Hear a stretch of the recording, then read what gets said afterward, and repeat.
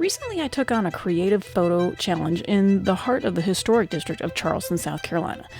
I left my big girl camera at home, no fancy gear, no big lenses, just me, the historic district, and my iPhone. After a crazy heavy rainstorm, I set out to get creative with puddles and reflections. Now that sounds super simple, right? Not so fast. With the limited gear and a focus only on reflections, it really forced me to think outside of the box.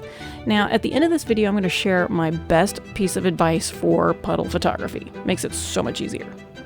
Finding reflections isn't always as easy as it looks. You have to pay attention to the angles of the light, the depth of the puddle, and you really have to watch out for junk that can distract from your main subject. So leaves, twigs, litter, anything. One of the things that I did learn is that sometimes I have to approach my photo in a different way. So walking along one of my favorite downtown streets, I saw this chandelier in a window. And in this scenario, instead of looking into a puddle and trying to find a subject, this time I saw my subject and moved around to find a puddle to reflect it in. It was not easy. In order to see it, I actually had to just basically sit on the wet street. And you'll get some weird looks from people when you do this, just ignore it. But I love the kind of mental mind game that this image plays on you. If I don't tell you what it is, it's kind of like you stare at it for a second going, what the heck is going on here? Seriously, overdressed. I'm sweating.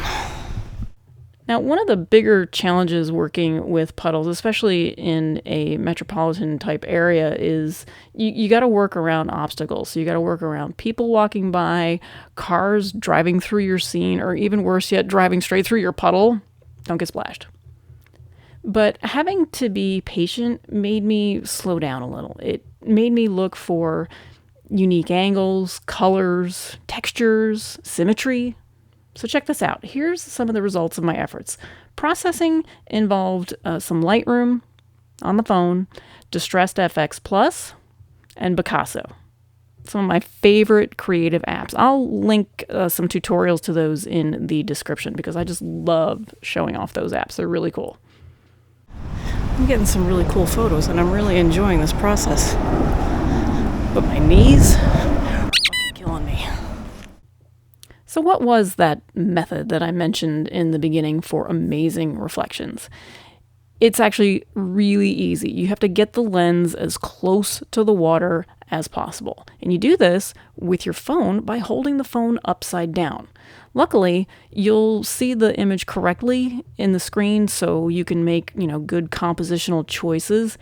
But it's as simple as that. Hold that thing upside down, get super close. I even got the thing wet a couple of times, but that, of course, disrupts your puddles.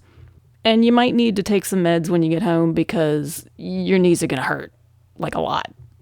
Have you guys ever done a photo challenge like this? Just gone out with a singular purpose one day? Let me know in the comments. I found a really good puddle. If you'd like more mobile photography tips and tricks, check out this playlist right here. Southern Charm, right there.